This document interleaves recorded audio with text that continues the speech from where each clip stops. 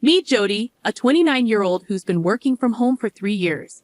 Before this setup, she held a consulting position at a major corporation, overseeing online operations.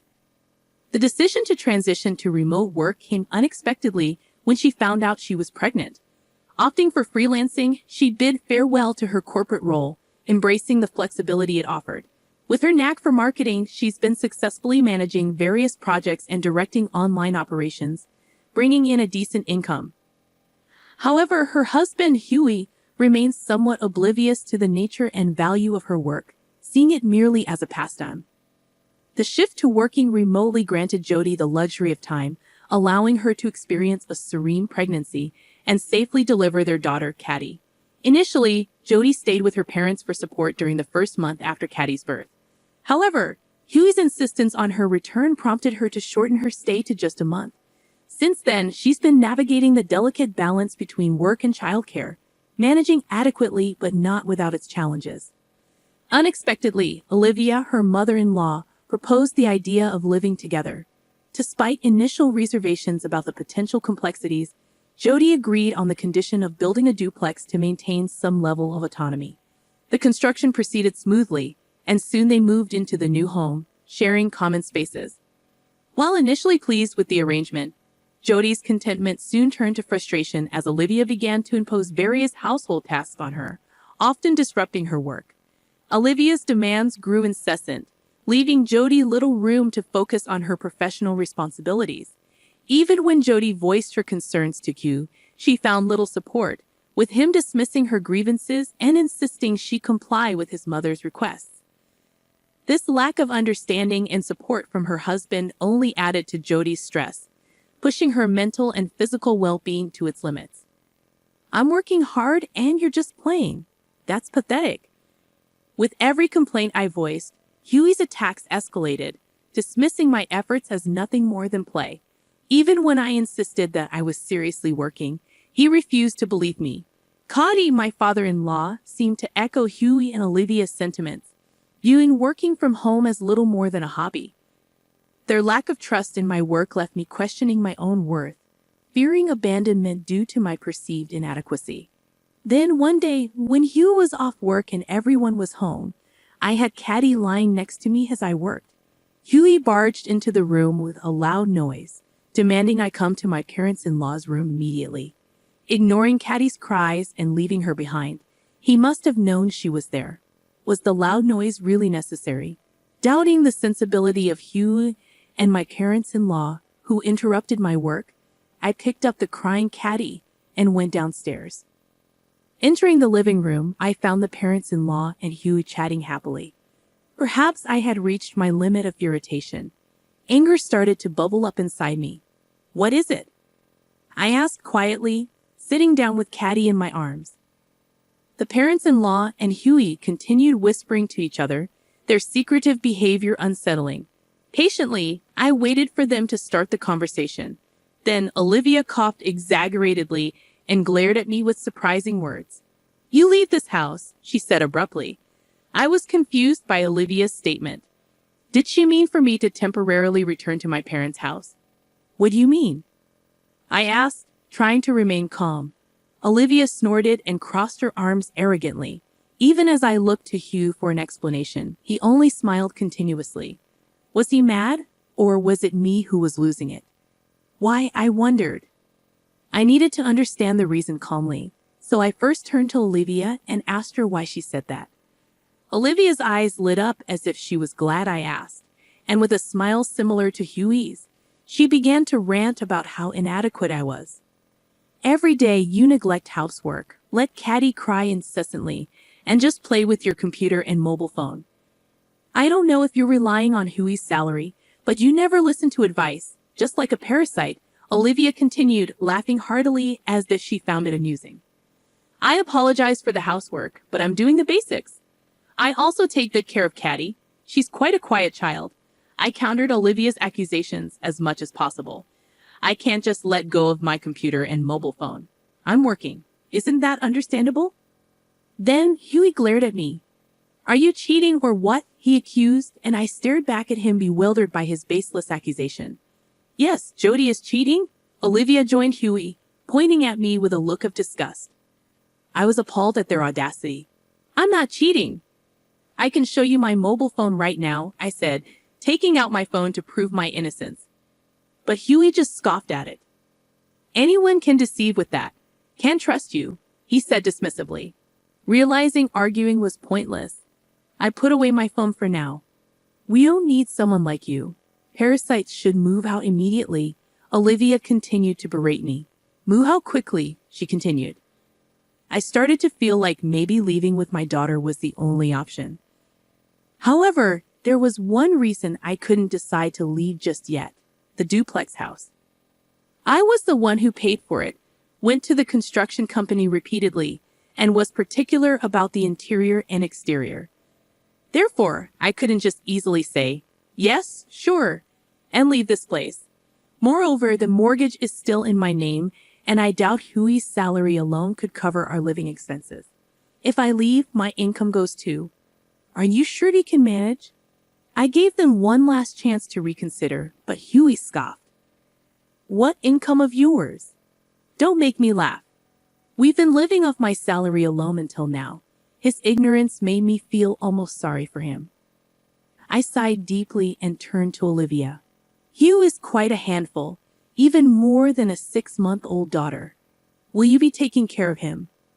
Huey is high maintenance. He needs his towel, underwear, and pajamas ready after his bath, his shoes polished daily, his shirts ironed, suits deodorized, and wrinkle-free. If his morning coffee strength is slightly off, he loses his temper like a madman." I doubted Olivia could handle such a needy Huey. I asked, offering Olivia a chance. "I can do a better job than you. Who's just been playing around?" she scoffed. "Besides, if you leave, Huey already has someone else in mind." Olivia, looking pleased, said something that she shouldn't have to hear. "What do you mean?" I didn't miss a beat and turned my gaze to Huey and Olivia.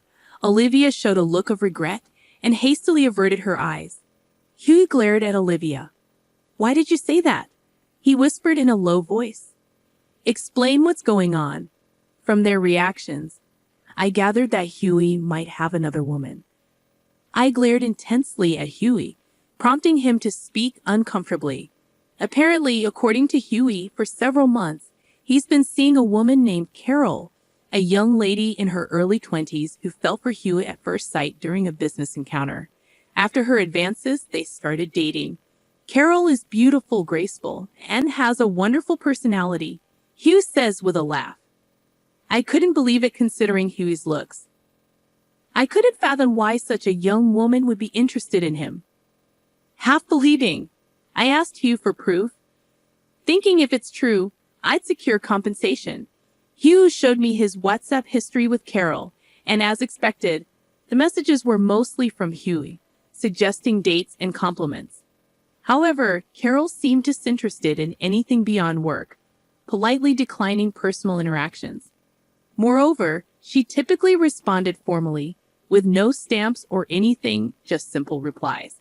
Stunned by Huey's smug face, I was at a loss for words. I took screenshots of the conversation, transferred them to my phone without permission, and saved them. You never know when they might serve as evidence. Then I'll leave. With all that had transpired, my affection for Huey had cooled off entirely, and I didn't care what happened to them anymore. I'll take Caddy with me, I declared as Huey and the parents-in-law seemed pleased with my decision to leave. Huey's face turned serious, and his raised hands fell. What are you talking about? You can't raise Caddy without any income. That's right, leave Caddy here. Don't be silly, Hugh, and the parents-in-law didn't understand why I needed to take her with me. As far as I'm concerned, I don't understand why I should leave my daughter in such a place. I've told you I have an income, and why would I leave her with people who can't even take proper care of her? When Caddy grows up, she'll work hard, and I'll relax. Hugh interrupted with his nonsensical talk as I was explaining why I wouldn't leave Caddy. My anger was building. He kept spouting selfish things, not realizing he's digging his own grave. He even plans to use our daughter as a tool. Very well then. Let's decide the custody through court. Please prepare a lawyer. Until then, I'll take care of her. But I knew that arguing here would only complicate things further with Huey and the parents-in-law, with unwavering confidence that I wouldn't lose. Once they agreed to legal proceedings, I wasted no time in preparing to leave immediately. Over the next few days, I never left my daughter's side, making all the necessary arrangements. I visited the construction company that had helped build the house and explained everything. I asked if they knew any good real estate agents to sell the house. Nick, the president of the construction company, became my ally, assuring me they'd handle everything. They quickly arranged for the sale, and to my surprise, due to the house's recent construction, pristine condition, and excellent location, it sold for far more than I expected. Simultaneously, they found an apartment for my daughter and me, a great place at the lowest price due to my budget considerations. I expressed my gratitude and began preparing to move immediately. "Oh, have you already found a place?" While packing my dishes in the living room, Olivia asked with a laugh. "Yes," I responded briefly, feeling no need to elaborate. "It'll be lonely without you," she said with a big laugh as she walked away.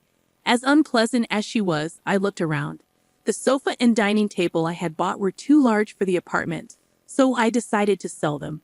Next was the refrigerator, which I also bought. It was slightly large, but I decided to take it with me and marked it with a sticker. I put stickers on all the furniture and appliances I had bought and wanted to take, and took photos of the items I didn't need with my mobile phone. On moving day, I purposely chose a day when the parents-in-law and Huey were away. Huey was at work, and the parents-in-law were called away to a community gathering. With the divorce papers Huey had given me in hand, I worked with the movers to transport my belongings. I had the construction company arrange for a waste removal service to pick up the unwanted furniture and other items. I steadily progressed with the move, and everything was finished within 2 hours. A few hours later, I left the house with Caddy. As I arranged things in the apartment, the phone rang. It was Olivia. It was already 5 in the evening. I had left before noon, so she must have just realized. I answered the call. "Jody, what's this about the house being empty?" Over the phone, Olivia seemed quite flustered, yelling loudly. "Ah, those things were mine. I disposed of the ones I didn't need. What are you talking about?" I replied calmly. "Well, I bought them. I have receipts and other proofs of purchase, so there's no point in complaining," I said with a laugh, leaving Olivia seemingly at a loss for words, raised in nonsensical uproar. "Oh, and I sold the house, so please vacate within a month," I added cheerfully. Olivia sounded even more astonished. "Why would you do that? Since I built the house, it's in my name and I've been paying the mortgage, so I decided to do as I pleased. So that's that," I stated firmly, and Olivia was still trying to say something, but I hung up the phone. After that, I received numerous calls from the parents-in-law and Huey, but I ignored them all. I needed to arrange the apartment quickly for Caddy's sake and had no time for distractions. I also consulted with a lawyer, and we agreed all future communications would go through them. Months later, after repeated negotiations, I easily won custody of Caddy. The reasons were simple. I had ample financial resources. I had been the one caring for Caddy all along, and working from home allowed me to spend more time with her. Huey, who had assumed he would naturally win custody, was shocked and bitterly spat. "I don't need such a girl anyway," before storming off.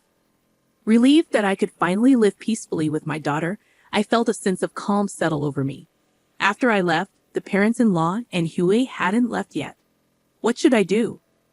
I received a call from the president of the construction company. I simply replied, "Please evict them," and the president, knowing the situation and seemingly amused, laughed heartily and said, "Leave it to me," before hanging up. I don't know exactly how the formidable-looking president persuaded Huey and the parents-in-law to leave, but I can't imagine. A few days later, I received a report that they've moved out, and I was impressed by the efficiency. Even that brought relief to my heart. But several months after the divorce, Hugh contacted me. By then, the divorce was final, and the parents-in-law had somewhat given up, so I hadn't blocked his number. But I immediately regretted not changing my mobile phone number or maintaining the block. Long time. I was just thinking maybe you were starting to miss me by now, he said. What is he talking about? I felt more liberated than ever after the divorce, not having to care for him. I listened as Huey continued speaking. He was apparently dumped by Carol and had thought I was his only option. The way he was dumped was laughable. He went to Carol right after our divorce, saying, "We can be together right away." When he told her, "You don't flatter yourself," she responded very coldly, misinterpreting her professional demeanor at the workplace. Hugh visited her at home, resulting in a restraining order from the police. Hugh claimed, "Carol betrayed me. I dumped that woman." But frankly, I had no interest in his story. I hung up the phone while he was still talking and immediately blocked him. I blocked all messages and later changed my phone number, starting anew. I heard from mutual friends that after the incident with Carol, Huey had disputes with clients and was negatively affected at work. Perhaps feeling too uncomfortable, he resigned. Unable to secure another job, he seemed to be struggling financially, constantly asking various people for loans. The parents-in-law are probably taking care of him, but I imagine his modest income is hardly sufficient for a stable life. As for me, I'm living a fulfilling life with Caddy, dedicating my presence solely to her, which brings me the utmost happiness.